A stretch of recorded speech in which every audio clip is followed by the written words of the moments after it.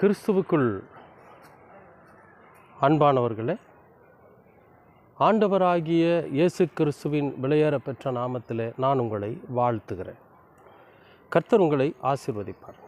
இன்றைய அனுதின உணவிலே கர்த்தர் நமக்கு கொடுக்கிற வார்த்தை ஏசாயா 9ஆம் அதிகாரம் 6வது வசனம். நமக்கு ஒரு பாலகன் பிறந்தார்,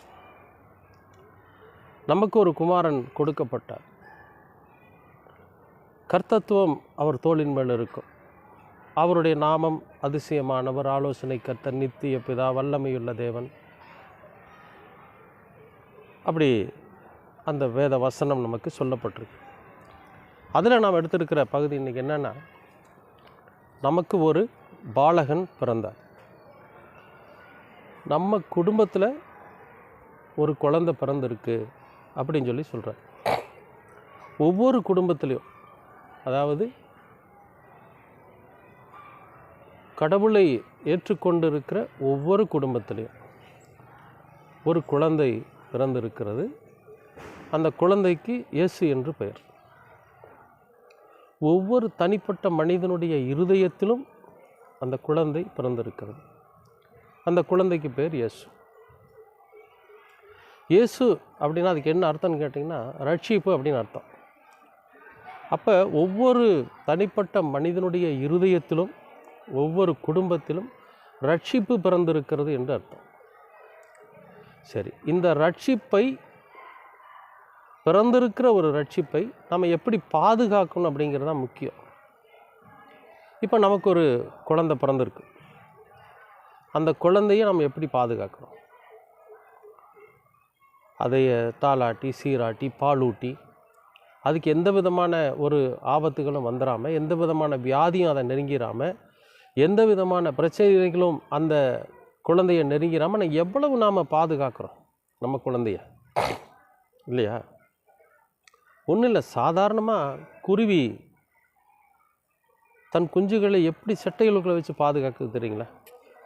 கோழி தன் குஞ்சுகளை எப்படி சட்டைகளுக்குள்ளே வச்சு பாதுகாக்குது? அதே போல் ஒரு தாயானவள், ஒரு தகப்பனானவன் தன் குடும்பத்தில் பிறந்திருக்கிற ஒரு குழந்தையை எவ்வளவு பாதுகாப்பாக வச்சுருப்பாங்க. அதுபோல தான் நம்ம வீட்டில் குழந்தை என்கிற பெயரிலே பிறந்திருக்கிற இந்த ரட்சிப்பு. இந்த ரட்சிப்பை நம்ம என்ன பண்ணணும்னா ரொம்ப பாதுகாப்பாக வச்சுக்கணும். அப்போ இந்த ரட்சிப்பு நமக்கு என்ன சொல்லுது அப்படின்னா, பாவத்திலிருந்து, அக்கிரமத்திலிருந்து, வேதனைகளிலிருந்து, துக்கத்திலிருந்து, அடிமைத்தனத்திலிருந்து நம்மை விடுதலையாக்குவதுக்கு பேர் தான் ரட்சிப்பு. இந்த ரட்சிப்பு நம்ம வீட்டில் பிறந்திருக்கு. அதை நாம் அறிந்து கொள்ளுகிற விதம் தான், அதை நாம் புரிந்து கொள்ளுகிற விதம், அதை புரிந்து கொண்டு அதன்படி நம்ம நடக்கணும். அதை ரொம்ப பாதுகாப்பாக வச்சுக்கணும். இந்த ரட்சிப்பு நம்மை விட்டு போயிடுச்சுன்னா நம்ம வாழ்க்கையில் ரொம்ப கஷ்டப்படுவோம். இந்த மீட்பு நம்மை விட்டு போயிடுச்சுன்னா நம்ம அடிமைகளாகவே வாழ வேண்டிய ஒரு சூழ்நிலை வந்துடும். அதனால தான் இந்த ரட்சிப்பு நம்முடைய வீட்டில் பிறந்திருக்கிறது. ஒரு பாலகன் நம்ம வீட்டில் பிறந்திருக்கிறார், ஒரு குழந்தை நம்ம வீட்டில் பிறந்திருக்கிறது, இயேசு என்கிற ஒரு ரட்சிப்பு.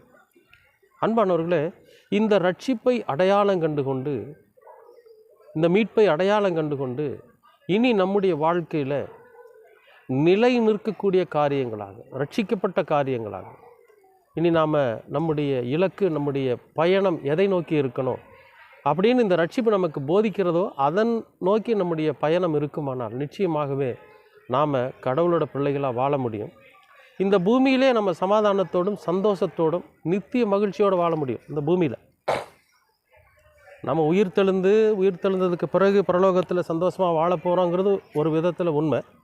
இருந்தாலும் இந்த பூமியில் வாழ்கிற காலத்திலேயே நாம் அடிமைப்படாமல், பாவத்தில் வீழ்ந்து போகாமல், ஒரு சந்தோஷமாக, ஒரு சமாதானத்தோடு, ஒரு விடுவிக்கப்பட்டவர்களாக, ஒரு சுதந்திரவாளிகளாக நாம் இந்த பூமியில் வாழ முடியும். அப்படின்னா நம்ம வீட்டில் பிறந்திருக்கிற அந்த ரட்சிப்பு என்கிற அந்த குழந்தை, அந்த குழந்தையை நாம் பாதுகாப்பாக, நிதானமாக, அதன் வழியில் நாமும் நடந்து அதை பின்பற்றுகிறவர்களாக, அதை பாதுகாப்பாக வச்சுருந்தோன்னு வைங்களேன், நிச்சயமாகவே நம்முடைய வாழ்க்கை சந்தோஷமாகவும் சமாதானமாகவும் இருக்கும்.